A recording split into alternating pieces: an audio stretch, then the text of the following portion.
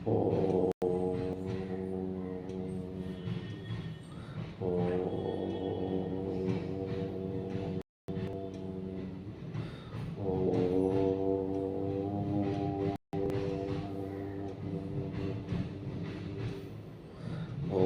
సాయేశ్వరాయ విద్మహే సత్యదేవాయ ధీమహి తన్నో సర్వ ప్రచోదయాత్.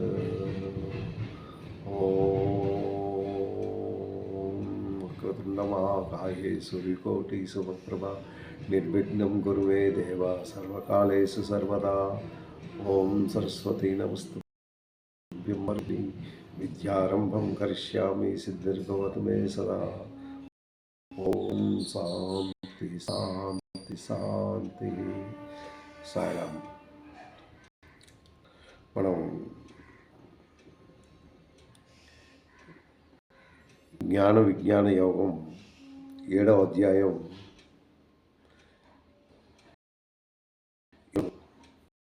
మనం కంప్లీట్ చేసుకున్నాం. ఒక్కొక్క శ్లోకాన్ని చదువుకుంటూ దాని అర్థాన్ని తెలుసుకుంటూ ముందుకి భగవంతుడు నడిపించినందుకు ఆయనకు సర్వదా రుణపడి ఉంటాం. ఎందుకంటే ఈ గీతా అధ్యాయం, ఈ గీత యొక్క సారాన్ని మనం తెలుసుకోవడం ఇది సహజమైన పని కాదు. ఇది ఆయన ఆశీస్సులు లేనిదే మనం ముందుకు నడలేము. మనం ఒక్క విషయం కూడా మనం తెలుసుకోలేము. ఈ జ్ఞాన విజ్ఞానంలో భగవంతుడు ప్రతి విషయం చక్కగా మనకు అర్థమయ్యే రీతిలో చాలా చక్కగా ఆయన చెప్తూ వచ్చారు. మనం ఈ శ్లోకాన్ని చక్కగా అర్థం చేసుకున్నట్టయితే మనలో ఉన్న చెడు, అజ్ఞానం, ఎలా ప్రవర్తిస్తున్నాము, ఇవన్నిటికీ మూల కారణం ఏంటి అన్నది మనకి చక్కగా అర్థమవుతుంది. ఇవన్నిటికీ మూల కారణం ఏంటి అంటే మన అజ్ఞానం. ఆ తర్వాత మనకుండే గర్వం, నాకు అంతా తెలుసు అనే గర్వం. ఆ తదుపరి మానవుగా ఒక మనిషిగా ఒక మానవ రూపంలో మనం జన్మను తీసుకుంటూ ఆయన అందించే ప్రతి విషయం, ఆయన ఇచ్చే ప్రతిదీ మనం అనుభవిస్తూ ఆయన్ని మనం మర్చిపోవడం జరుగుతుంది. ఆయన్ని తలుచుకోవడం అసలు మన వల్ల అవ్వట్లేదు. ఎందుకు అవ్వట్లేదు అంటే ఇదంతా మాయా ప్రపంచం. ఇదంతా మాయలో మనం ఉన్నాం. అజ్ఞానం ఉన్నది. ఈ అజ్ఞానంతో కొట్టుకుపోతున్నాం. జ్ఞానం అన్నది రావట్లేదు. ఎందుకు రావట్లేదు అంటే మనలో భగవంతుని మీద నమ్మకం రాను రాను తగ్గుతూ వస్తుంది. ఆయన్ని తలుచుకోవట్లేదు, ఆయన గురించి తెలుసుకోవట్లేదు. ఆయన గురించి, ఆయన తత్వజ్ఞానాన్ని మనం తెలుసుకున్నట్టయితే మనలో ఉన్న గర్వాన్ని చాలా మట్టుగా తగ్గుతూ ఉంటుంది. కానీ అది తగ్గే పరిస్థితి లేదు. ఎందుకు అంటే అది మీకే, అది చక్కగా మీకు అర్థం అవుతుంది. ఎందుకు నేను ఇలా అయ్యాను, నేను ఎందుకు భగవంతుని మీద భక్తిని కలగట్లేదు, భగవంతుని మీద నమ్మకం ఎందుకు కలగట్లేదు, నేను ఈ బయటలో ఉన్న ప్రతి ఒక్క వస్తువును చూసి దాంట్లో ప్రేమను పెంచుకుంటూ ఆ భగవంతుని నేను ఎందుకు మర్చిపోతున్నాను, ఆయనకి ఎందుకు ప్రిఫరెన్స్ ఇవ్వలేకపోతున్నాను అన్నది ముఖ్యాంశం. మనకు అన్నిటికన్నా ముఖ్యమైనది ఏంటంటే మనలో ఉన్న మోహం, మనలో ఉన్న చెడు. ఒకటి కాదు, ఎన్నో విధాలుగా మనకి మన తాలూకా జ్ఞానాన్ని అణిచివేస్తూ ఉంటుంది. దాన్ని చేయలేదు. ఆ ప్రకాశం చేయకపోవడానికి కారణం ఏంటి అంటే మనలో ఉన్న డివోషన్, అంటే భక్తి జ్ఞానం తగ్గుతూ ఆయన మీద నమ్మకాన్ని తగ్గిస్తూ మనం బయట వస్తువులే ఇదే ప్రపంచం అని భావిస్తూ లోపల మనసులో ఏదైతే ఆత్మ ఉన్నదో, ఏదైతే మనసు ఉన్నదో, ఏదైతే బుద్ధి ఉన్నదో దాన్ని మనం అణిచిపెట్టేసుకుంటున్నాం. దాన్ని ప్రకాశించడం కన్నా ప్రకాశించలేకపోతున్నాం. అది ప్రకాశించటం లేదు. మనకి ఎప్పుడూ ఆశలు పెరుగుతూనే ఉంది, కోరికలు పెరుగుతున్నాయి. ఈ కోరికలతో సతమతం అవుతున్నాం కానీ అసలు విషయం మనం రావట్లేదు. అసలు విషయం ఏంటి అంటే ఈ భగవంతుని తెలుసుకోవడమే అసలు విషయం. ఈ ప్రకృతి ఎలా ఏర్పడ్డది, ఈ ప్రకృతి నుంచి మనం ఏంటి తీసుకుంటున్నాము, దానితో మనం ఎంత ఎంజాయ్ చేస్తున్నాము, ఎంత ఆనందపడుతున్నాము, కానీ దానికి తగిన కృతజ్ఞతని ఎందుకు తెలియపరచటం లేదు అన్నది ఒక ప్రశ్నగా మనకి ఉన్నది. ఈ ప్రశ్న అది మామూలుగా రాదు. అయితే మనం ఈ గీతలో ప్రతి ఒక్క విషయం భగవంతుడు గుచ్చి ప్రతి శ్లోకాన్ని మనకు అందిస్తూ ఉన్నాడు. కానీ అది మనం అందుకోవట్లేదు. అందుకోలేకపోవడానికి కారణం ఏంటంటే మనలో ఉన్న అజ్ఞానమే. 25వ శ్లోకంలో ఆయన మనకి ఏం చెప్పాడు అన్నది మనం తెలుసుకోవాలి. నహం ప్రకాశం సర్వస్య అన్నాడు. నహం ప్రకాశం సర్వస్య. చూడండి ఎంత చక్కగా భగవంతుడు దాన్ని ఎంత చక్కగా కూర్చాడు. అంటే నేను ప్రతి వ్యక్తిని, ప్రతి జీవిని ప్రత్యక్షంగా, అంటే ప్రతి జీవిని ప్రత్యక్షంగా నా యోగమాయచే కప్పబడి ఉన్నది అని చెప్తున్నాడు. ఏంటంటున్నాడు? నా అహం ప్రకాశం సర్వస్య యోగమాయ సమావృత. యోగమాయతో నేను కప్పబడి ఉన్నది. ఆ యోగమాయ అంటే ఏంటంటే ఆయనకి, అంటే బయట ప్రపంచానికి ఒక తెర, ఏదైతే తెర ఉందో తెర ఆవల ఉన్నాం. తెర ఈవల ఏంటి జరుగుతుందో మనకు తెలియదు. తెర లోపల ఏం జరుగుతుందో అదే మనకు తెలుసు, కానీ బయట విషయం తెలియదు. ఆ తెర అన్నదే మాయా ప్రపంచం అన్నది. ఆ తెరలో మనం ఉన్నాం, తెర లోపల ఉన్నాం, కానీ బయట మనకి ఏంటి తెలియదు. అంతర్యామిగా మనం చూడాలి. చూసినట్టయితే మనకి అన్నీ అర్థమవుతుంది. అందుకే అది చేసి నా అహం ప్రకాశం సర్వ యోగమాయ సమావృత. యోగమాయచే నేను ఈ మాయ కప్పని నేను అందరికీ అందరి దగ్గర ఈ మాయ అన్నది కప్పబడి ఉన్నది. ఆ తెర తీస్తే కానీ మీకు ఏమీ అర్థం కాదు. అజ్ఞానులు నన్ను, ఎవరైతే అజ్ఞానులు ఉన్నారో వాళ్ళు నన్ను ఎలా భావించుకుంటున్నారు అంటే నేను మామూలుగా మనిషినే, అంటే మనతో సమానంగానే వాళ్ళు ఆ భగవంతుని చూస్తున్నారు, కానీ ఒక ప్రత్యేకంగా చూడటం లేదు. ఒక ప్రత్యేకమైన అంటే ఆయనకి జన్మరాహిత్యం, అంటే జన్మ పుట్టుక ఉన్నది అన్న భావనతో మనం భావించుకుంటున్నాము. కానీ ఆయన భగవంతుడు, ఆయనకు పుట్టుక అన్నలేదు, చావు అన్నది లేదు, ఆయనే సర్వస్వం, ఆయనే అంత అన్న భావనతో మనం ఎప్పుడు ఆయన్ని మనం చూడటం లేదు. అది ఇక్కడ చెప్తున్నది. మూఢాయాం నా అభిజనాతి. చూడండి, నా అభిజనాతి అంటే అభిజనాతి, అసలు ఏకదం తెలుసుకోలేకపోతున్నారు. నా గురించి ఎందుకు తెలుసుకోలేకపోతున్నారంటే మీలో ఉన్న అజ్ఞానము. ఆ అజ్ఞానం గురించే నన్ను మీరు తెలుసుకోలేకపోతున్నారు. అది ఆ అజ్ఞానం ఏంటంటే నా యోగమాయతో కప్పబడి ఉన్నది. ఆ యోగమాయ అంటే ఆ మాయ అనేది బయటికి రావాలి. బయటికి రావాలి అంటే మీలో మార్పు రావాలి. మీలో మార్పు రావాలి అంటే మీలో ఉన్న సహనం ఏదైతే ఉన్నదో, రాగద్వేషాలు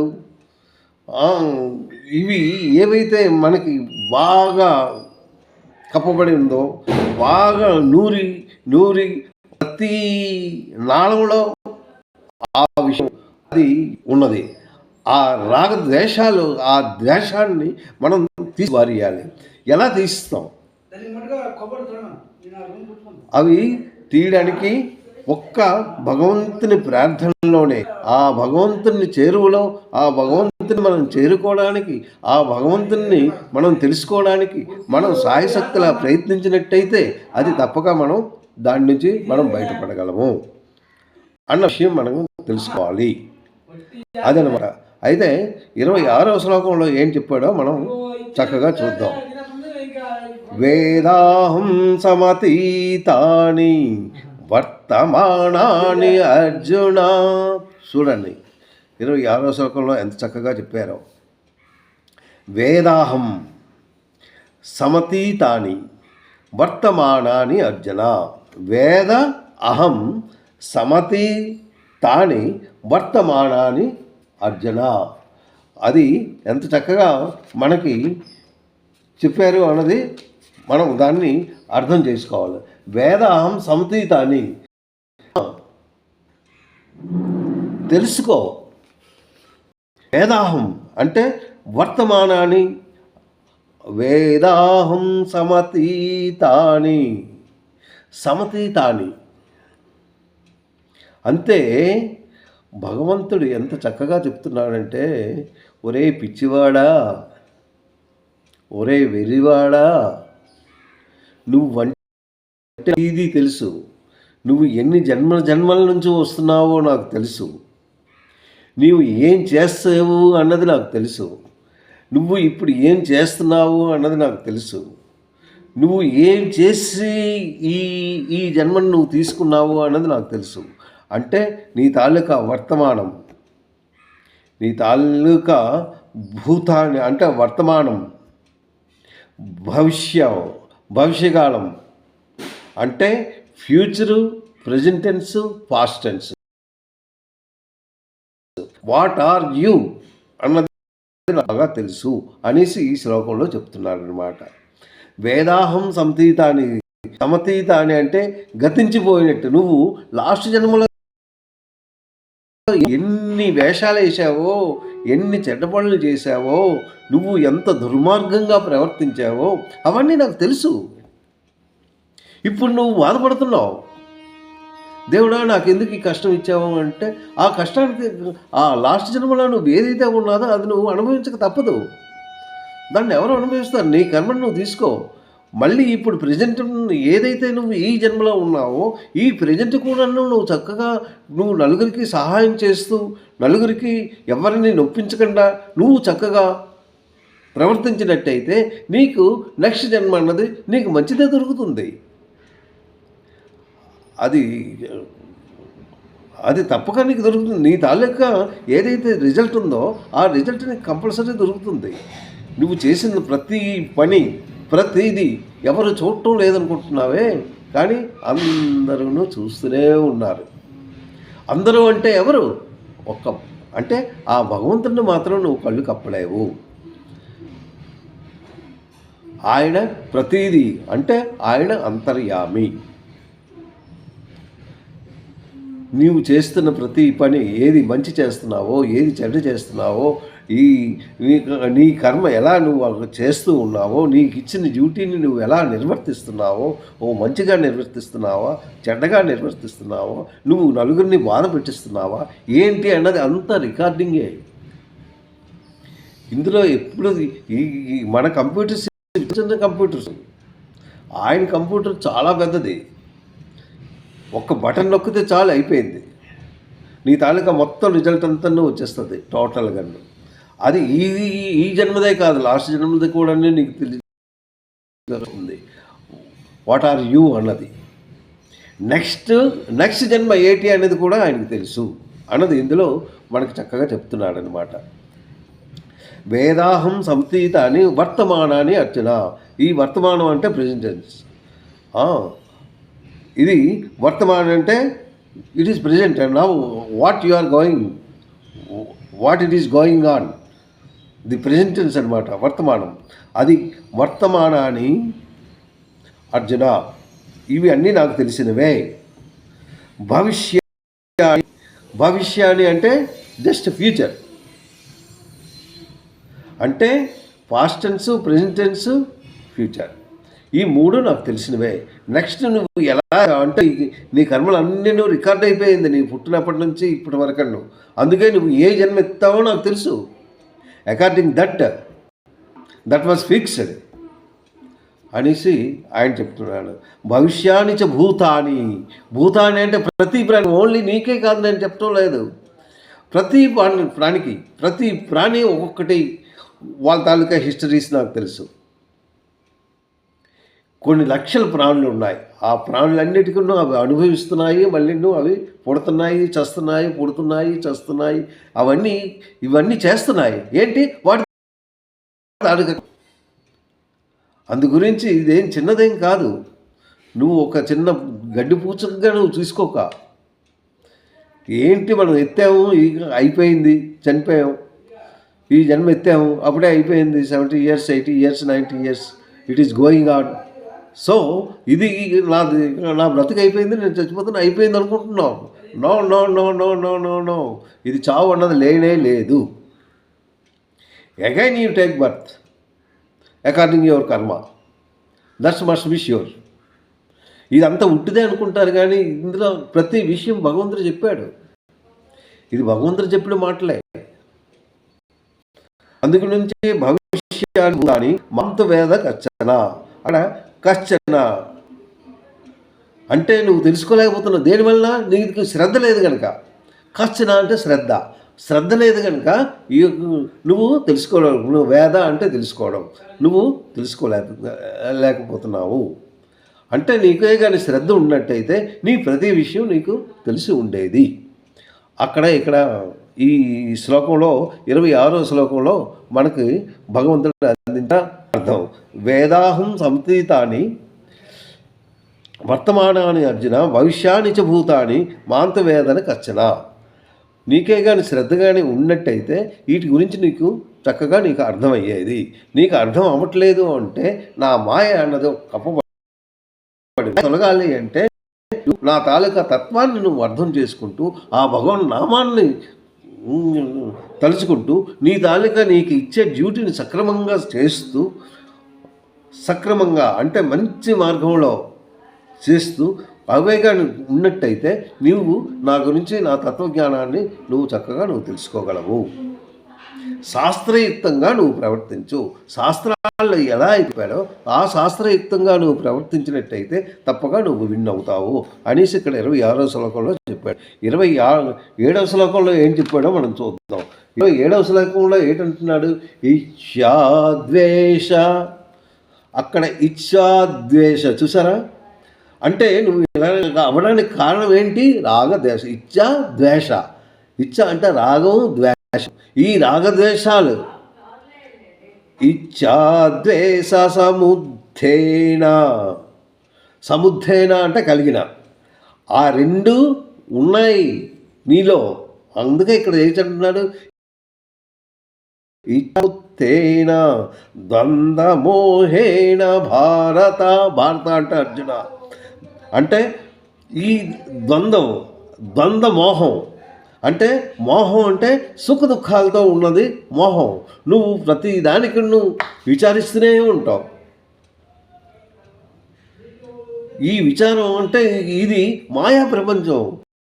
సుఖానికి సుఖం అయితే చాలా రెచ్చిపోతున్నావు, నమ్మించిన వాళ్ళు లేదనుకుంటున్నావు. దుఃఖం వస్తే కుంగిపోతున్నావు. ఇది ద్వంద్వాలు. అందుకే ద్వంద్వమోహన భారత్. ఈ ఇంట్లో మునిగిపోయి ఉన్నావు, సుఖ దుఃఖాల్లో మునిగిపోయి ఉన్నావు అర్జున. అర్జునుడికి చెప్తున్నాడు కృష్ణుడు. ఇచ్ఛాద్వేష సముద్ధేన అంటున్నాడు. అంటే రాగద్వేషాల వలన కలిగిన ఆ రెండిట్ల వల్లనే నువ్వు ఈ సుఖాలకి నువ్వు లోనవుతున్నావు.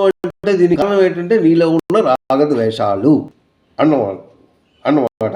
అంటే రాగద్వేషాలు ఉన్నాయి కనుక దానికి నువ్వు ఎలిజిబుల్. అంటే సుఖ దుఃఖాలకు లోనైపోయి మర్చిపోతున్నావు అన్న విషయం.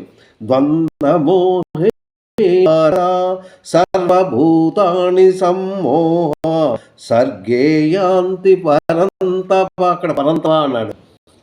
పరంతప అన్నను అర్జున.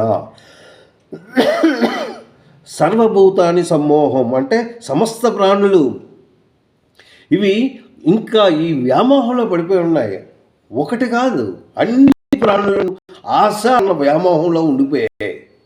అది చనిపోయినా ఇంకా ఆశ చావదు. ఆ వ్యామోహంలో ఉన్నాయి ఇవి. అందు గురించే సర్వభూతాని సమ్మోహం స్వర్గేయాది పరంతపా. ఈ పరంతప అంటే దే విల్ గెట్ సర్వభూతాని అంటే సర్వభూతాని సమ్మోహం అంటే సమస్త ప్రాణులు అంతులేని వ్యామోహంలో ఉన్నాయి కనుక ఈ జగత్తు పడి ఉన్నాయి. ఇచ్ఛాద్వేషములు వాటి వలన కలిగిన సుఖ దుఃఖాలు ఈ రెండు మనుష్యునికి శత్రువుగానే ఉన్నాయి కానీ మంచిగా ఉండటం లేదు. ఇవి దేనికి హేతువులు? పాపానికే హేతువులు అని సిద్ధులు చెప్తున్నాడు. సో మనకి అలా ఏమైంది కనుక ఈ శ్లోకం నెక్స్ట్ టైంలో మళ్ళీ అవి చక్కగా వివరిస్తాను. ఏంటి? ఇచ్ఛాద్వేష సముద్రేణ ద్వంద్వమోహాన భారత సర్వభూతాని మోహ సర్గేయాంతి పరంతప. చిన్నదే, దాన్ని మనం అర్థం చేసుకోవాలి. చాలా జాగ్రత్తగా మనం విన్నట్టయితే దాంట్లో ఎన్నో అర్థాలు ఉన్నాయి. ఈ రెండు శ్లోకాలు, ఇప్పుడు చెప్పిన ఈ రెండు శ్లోకాలు మన జీవితానికి కరెక్ట్గా చెందుతుంది. అంటే ఎవరైతే దీన్ని తెలుసుకుంటారో వాళ్ళు తప్పక ధన్యులవుతారు. సాయిరామ్.